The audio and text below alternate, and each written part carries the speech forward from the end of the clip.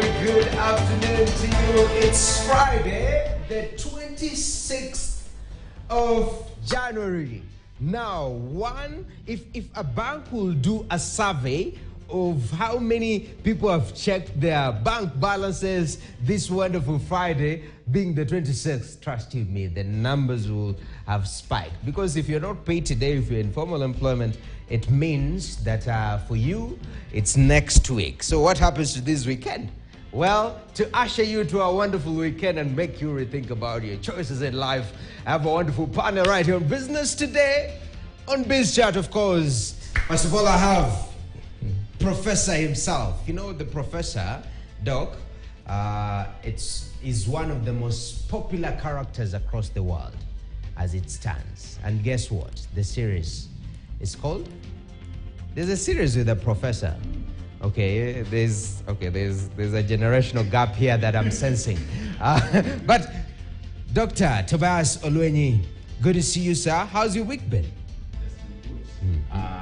Keeping up with it, trying to find new innovations. You know, last week we discussed innovations and trying to find new innovations that can keep our country forward. Yes. That's incredible. From cricket today, we are moving to what? Snails.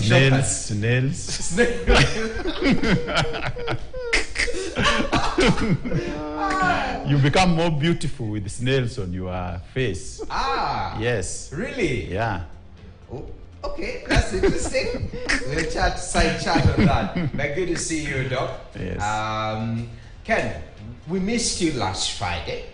And let me tell you something. Doc was in a full suit. Wow. Yes. Yeah, so it's very interesting the way he tones down when he realizes Ken is coming. But how's your week been? It's been a great week, Noah. Good to see you and good to be back. Amazing. Always brief to the point. Gentlemen, a lot of big stories happening this week. We've seen major rulings, matters to do with affordable housing. From the corporate sector, we've seen the issue of half-year results with EABL, very reflective, seeing such a major company, how it performs, and also since it cuts across the Eastern Africa region, how we are faring on region-wise. We'll be able to break some of these things down in detail. So I'm looking forward to our discussion on BizChat. Well, my name is Nokip Kumboy, and we start with the hottest news this afternoon.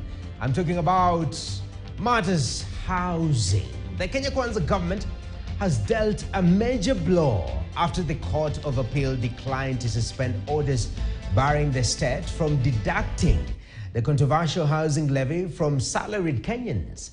This means that the housing levy remains suspended as the High Court declared last year. The Attorney General, on behalf of the government, appealed the High Court decision, which declared the deductions unconstitutional. The housing levy was effected under the Finance Act 2023 in June last year.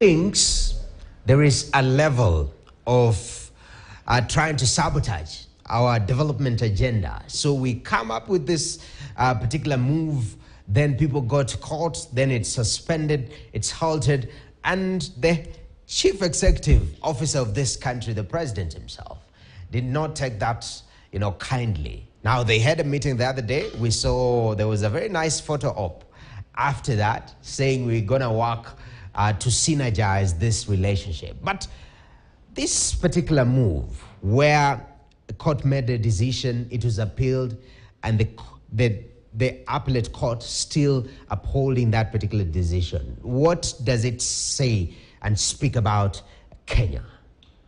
Well, no, one of the lines in the national anthem is justice be our shield and defender. So the courts, which represent justice, are the last line of defense for any country. What makes a country great is its ability to have rule of law. The issue of the housing levy has morphed. It started first as a fund. Within weeks, it was a tax. So it's clearly not been thought out. And I think that's the main point that the courts have tried to point out, that it's not been thought out. The idea of homes is a very good idea, but the way it's being implemented is not, doesn't seem to be in accordance with the law. So I think it's just an opportunity for the state to go back and to rethink. And I've always said housing is actually a devolved function, yet we never see counties involved in this program. So I think it's an example of how you can have good intentions, but the way you do it actually offends many segments of the constitution. So I think many Kenyans will be proud of the courts for giving that decision, and I think it's a light for the way forward. Definitely. Dr. Tobias, you see, that's the beauty of justice, because the scales are balanced in one or another, and you're able to argue your case. Now, in this particular situation, housing is a big agenda. In fact, for the previous regime, it was under the big four agenda, affordable housing. And not only in Kenya, we see this replicated in many spaces in the developing economies. Housing is a big issue. Now you look at Europe, their rents are all over the place. Housing is a real issue in the world. So if you are executive, Prof, and I don't know whether you like imagining yourself as an executive officer, but if you are executive, how do you take this? Because on one point you're trying to solve the housing crisis as it is, and on the other side you're seeing the justice system as sort of an impediment to what you're trying to achieve. How do you balance that from the executive point of view? It's a bit of a challenge, because you expect support from the other side, that is the judiciary, so that you can carry out the policy issues. But then sometimes that support also comes with, the arms of government are working for the ordinary person. So while as an executive you will be thinking in terms of how do I help this ordinary person, the judiciary may also be thinking of how do we help this ordinary person.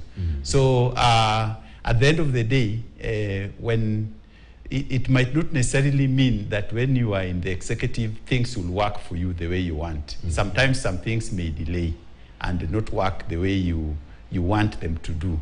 But at the end of the day, who is being considered? The ordinary person. So the judiciary probably is seeing the other angle of the persons that are working in terms of the salary, the employers who will have to pay part of this housing levy on behalf of their employees, the employees themselves. So at the end of the day, it's like even the judiciary is also at the crossroads. They are like, do we help the people and go or do we go with the executive? So I think this is when, as an executive, I will be forced to think of the second plan B. How does it go? And you have seen for our chief executive, he has said that the program will continue. So even as we might be saying that the ruling is on, the program will continue. Okay. Yeah. And the moment you mentioned the chief executive, the phone has come in. Yeah. You can just switch it off. Okay, I think you can just receive. Sorry. Yeah. But as a country, you have that culture. I see you on TV, Prof, and when I see you, let me help you. Let me see. Lovely, perfect, amazing. So yeah, I see you on TV, then I try to call you just to ascertain that it's you. Is it really you or is it pre-recorded? So those of us, I chill, all right? Chill. Call them at 4. Yeah. All right. But thank you very much. You brought up a very important issue about Plan B. Because when we're discussing pertinent issues as this, we always have to think of the solution. In my field, we call it solution-oriented journalism, all right? Not just pointing the problem, the housing agenda is not working. Are you indulging on what might work? So in this situation, Ken, this issue of housing, pertinent as it is, what are some of the low-lying fruits that the government, the executive can think about in regards to at least start solving this crisis as we've put it? Well, I think the low-hanging fruit is, I think, first of all, the executive needs to have a meeting with the Council of Governors, all 47 of them. And the executive needs to remind them that according to the Constitution, this function actually belongs to you guys as governors. So it's governors to start thinking among the county public land, where are the areas that counties can start earmarking for these, and can counties start taking ownership? Counties do have a budget.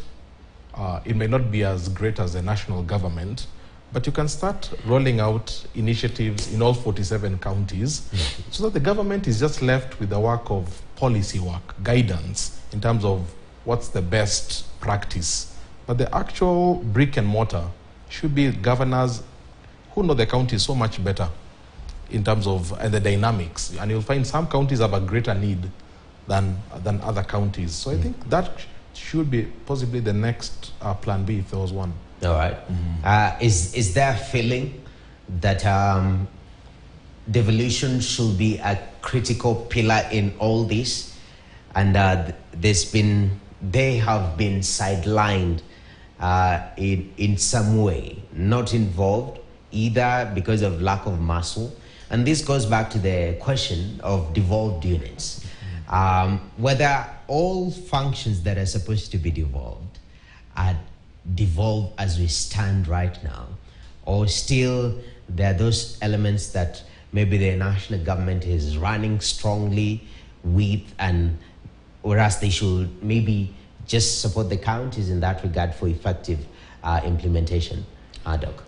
Thank you, Noah. The devolution is critical, and in every national plan we need to have the devolved units also having their say.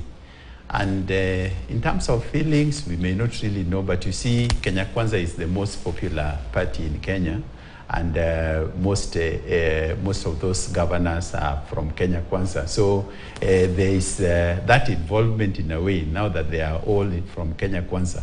However, it's, as much as housing would be important to them, it is also important to take care of the main center, that is the main city, in terms of decongesting and things like that. Most of these things could actually be done through public-private partnership, PPP, in terms of trying to settle the issue of housing. In terms of whether the devolved government will actually be critical, yes, it is, because you see, most of the people that require that housing come from the counties, and therefore it is important that the governors and the county level start thinking of sorting their own issues. Yeah, that's critical. Ken? No, there's something fundamentally wrong with the reasoning behind the affordable housing program. One would imagine that this was a result of citizens coming together and saying that there's a housing crisis, so government has to address it. That was never the case. There was no ever such. In fact, what the leadership has said, the reasoning behind the affordable housing project is to create jobs. Yes. So that's a fundamental reason. And we've said many times on this show, in economics, the issue of unemployment is solved through monetary policy. How do you have enough circulation of currency so you have businesses able to expand and able to be employed? So I think that whole fundamental notion has to be challenged. And I think part of the going back to the drawing board is to understand what was the motivation. If the motivation was creating jobs, yes, economics has already settled that. Jobs are created through proper monetary policy and having enough cash circulation so that businesses thrive and employ. If you cannot come up with projects and purport, and even if they do create jobs, it's a very limited, only maybe to the people who provide the services to those houses, but what about everybody else? So I think there's a fundamental flaw in the reasoning behind this project. Okay. And I think part of going back to the drawing board has to interrogate that a bit more. Yeah, and in fact, to this particular moment, still touching on this issue of affordable housing, residents in informal settlements in urban areas targeted for social affordable housing upgrade are demanding opportunities not only to provide labor, but also to be subcontracted to supply some of the inputs. They further requested the government to lower individual units' deposit from 10% to 2%, even lower, and increase the repayment period to accommodate their small earnings they get through informal undertakings such as hawking, carpentry, house helping, washing clothes, and cart pushing, amongst others.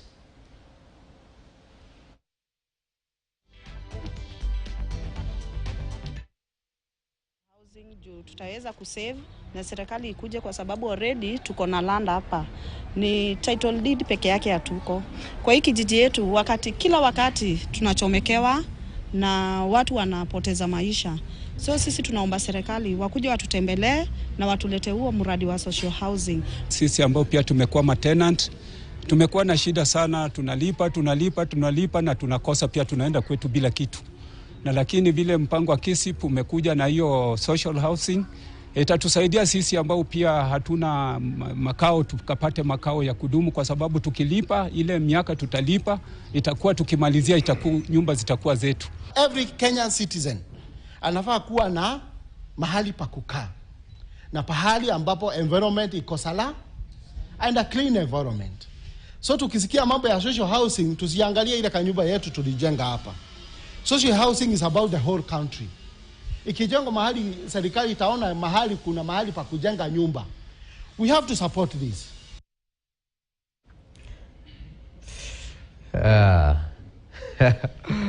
Prof, you're laughing. You're very happy. Why? do you feel the sentiments are misunderstood? What's making you laugh? No, it's an opportunity for the informal settlement so that they can actually get what they're yearning for, which is the house. Actually, ideally, in the informal settlements, in every city anyway, if you ask me, Noah, they actually want, they will look forward for a decent housing, and it happens in every city. So that actually it's more crucial for informal settlement that they be settled than thinking about someone who is maybe in Kerio Valley in terms of how we want to construct for them affordable housing. That one probably might be out of place. But for the informal settlement, they are looking forward to a house, because when they are staying in the city, they need a house. Yes. Maybe the solutions should be either a house, or you plan of how to decongest the city, decongest the cities, the sub cities, like maybe, I think I read it this week, there is a plan to decongest them. Decongest Kitengela, decongest Gong, decongest Githurai, decongest any other place that probably is looking so much full of population. Yes. That could be solving the problem. So for the informal settlement person, the housing is very critical. But for the rural Kenya, maybe, they are settled in their home. I'm just trying to imagine, Noah, where you have come from. There is a certain house somewhere, some cattle around there. People are settled. They are not looking for a house. Yeah. I mean, and that brings some fundamental questions in regards to when it comes to settling, this idea of settling. Yeah. I know in this age and time, a lot of people use that in context to relationships. Oh, you just settled, Oh, I've just settled. But in regards to the issue of housing and owning a home, what is fundamentally wrong that not every Kenyan at least can access that right to have a roof over their head? Does it start foundationally from land issues? Where does it lie, Ken, from where you sit? Well, obviously home ownership has been part of the Kenyan dream. You know, we talk about the American dream of having picket fences and a beautiful house, and your 2 vehicles. Part of the Kenyan dream for most Kenyans is being able to obviously have your own property, have your piece of land, your property. But indeed, that dream has not been true. Obviously, the cost of land has skyrocketed since the early 2000s. Part of it is obviously poor policies. We've allowed, I've always said, we've allowed the rating system to be too low, and that encourages speculation. Speculation really drives up the cost of land, and it makes it inaccessible. So I think the first thing we have to look at the rating system and the land valuation rules, so that the rating system reflects the reality. Only then can speculation ease, so that land property prices come to affordable areas. You know, many people get surprised when they go to places like South Africa and they see much better houses, much better land, but far cheaper than what we have in Kenya. And they always get surprised, how does that work? But if you look at how the South Africans or other parts of the world do it, they are very keen on how the valuation rolls are done, and people are actually paying the rates according to the market value. So that really kills any form of speculation, and I think that's what has lacked, and that's why Kenya land has really gone beyond the reach of the ordinary Kenyan. No, unless you have to get a mortgage nowadays, or you have to get a loan to be able to afford. Yeah, it's part of that social media pressure that we see, you know. A 24-year-old in South Africa, oh, my first house. You're like, hey, my first land, my first point is nowhere, you know. And it makes you fundamentally, how are you able to? But you observe and you find that the structures that you put in place, and intentionally so, pushing reforms at the policy level to bring some of these things to life that will have that trickle-down effect. But if things continue as it is, speculative holding of land, for example, and you can't blame it, that's the market, but it will continue. Land will continue getting more expensive, and more Kenyans being pushed out of the realm of having a place they call their own, which is kind of interesting. So reforms need to happen a lot, yeah? Prof, I know also you have some solution in regards to this issue of home ownership. But talk to me, what do you think is the fundamental issue? What is that one thing, if we took it nicely, then it provides a very strong foundation we can build on to make sure that homes and owning your own place becomes affordable? Fundamentally, their laws are critical, because one of our issues that we've been having all along in Kenya is land. Because you know that home must be constructed in a piece of land. So if we have legal reforms properly, so that people can actually be able to get titles, and ensure that titling is done for each and every person, what belongs to them, that's the communal land, and things like that, we solve it at that level. And you know, about 70% of Kenya is rural. So we then come to this 30% in urban areas. And I think we have started a process, but we need to complete it, because it is being derailed each and every time. This one of ensuring that we go digital in terms of ensuring that all the titles are digitized and things like that. If we can do it in all urban centers, ensure that everybody is able to get the title that is digital, and people are able to get right papers, then we are solving the problem of home ownership. Another thing is construction material. How are we constructing? Because many things have actually, many of the building material cost keeps on rising and rising. So we need to go via that technology, which is cheaper in terms of ensuring that we are able to construct houses at a cheaper cost. So if we manage those two things, the land issue, and two, the building materials issue, particularly in the urban area, then we will actually be solving the issue of home ownership. But at the rural, let's ensure that we do the titling well. Okay. Let each and every person that is in the rural home have their title deeds. Okay. Yeah. Definitely. Gentlemen, we want to take a short break. That first part, we just talked about land. I don't know whether we are ready to talk about the Ndugu report one of these days as a country. It's one of those hot potatoes. Nobody wants to touch it. Ken, the way you're looking at me, you don't want to touch that report. You say everything. I know. So we want to take a short break. When you come back, at least we also go deeper into corporate and what it reflects on Kenya's economy. This is Business Today. Biz Chat is what we are having just to finalize the week. We take a break. We return with more. Stay tuned. Gentlemen, doing well.